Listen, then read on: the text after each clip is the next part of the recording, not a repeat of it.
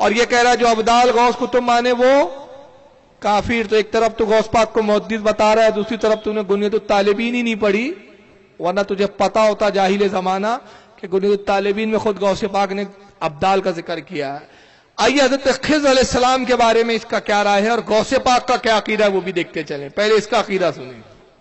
خضر، ارے یہ خضر نہیں، یہ خضر کی شکل و صورت میں شیطان ہے جو تمہیں گمراہ کرنے کے لیے آیا. خضر علیہ السلام تو موسیٰ علیہ السلام کے دور ہی میں اللہ کو پیارے ہو گئے، چاہے موسیٰ سے پہلے یا موسیٰ کے بعد. المہم اللہ کے نبی تھے، اللہ تعالیٰ کے ہاں وہ پہنچ چکے. لیکن یہ خضر شیطان ہے، یہ کوئی نبی نہیں ہے، یہ خضر کوئی ولی نہیں ہے، یہ خضر شیطان ہے جو تمہیں شیطانی طریقے کی دعوت دیتا ہے. کہتے ہیں اب یہ خود روئے زمین کا سب سے بڑا جیتا جاگتا شیطان ہے. اس کے شیطان ہونے میں کوئی شک لگتا ہے آپ کو؟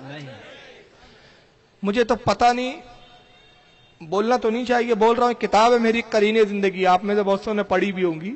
اس میں نے ایک حدیث کوٹ کی ہے کہ اللہ کے رسول کی حدیث ہے کہ جب کوئی مرد، اس سے مسئلہ بھی معلوم ہو اس لیے بتا رہا ہوں، اپنی بیوی سے ہم بستری کرے تو شیطان سے پناہ مانگے.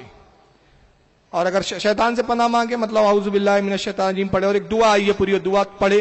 فرمایا جو شیطان سے پناہ نہ چاہے تو اس عورت سے شیطان بھی صحبت میں شامل ہو جاتا ہے. اور جو اولاد پیدا ہوتی ہے وہ نافرمان بزرگان دین اور اولیاء کی گستاخ پیدا ہوتی ہے. میں نہیں اب کہتا، آپ سمجھ لو کیا ہوا ہوگا.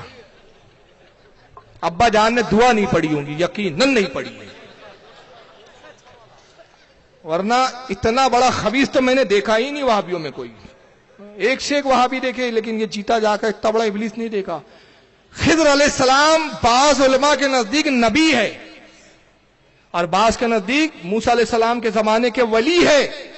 یہ کہتا وہ شیطان ہے. کیوں؟ صرف شیطان اس لیے کہہ رہا ہے کہ صوفیہ اکرام کا عقیدہ ہے، اولیاء اکرام کا عقیدہ ہے کہ خضر کو موت نہیں آئی، اللہ نے قیامت تک کے لیے حیات عطا کی ہے ان کو. اور یہ اس پہ جھوٹ کیا کرتا ہے، وہ خضر علیہ السلام جو ہے وہ موسیٰ علیہ السلام کے زمانے میں مر گئے. تو اپنے امی کی پھر بول رہا ہوں اچھی اولاد ہے. تو میں نہیں بولتا، آپ سمجھ لے میرا مقصد کیا ہوتا ہے.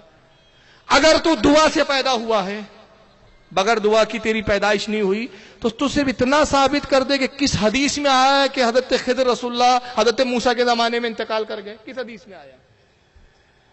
اس تعلق سے کوئی حدیث نہیں. حدیث ہوتی تو علماء میں اختلاف نہیں ہوتا.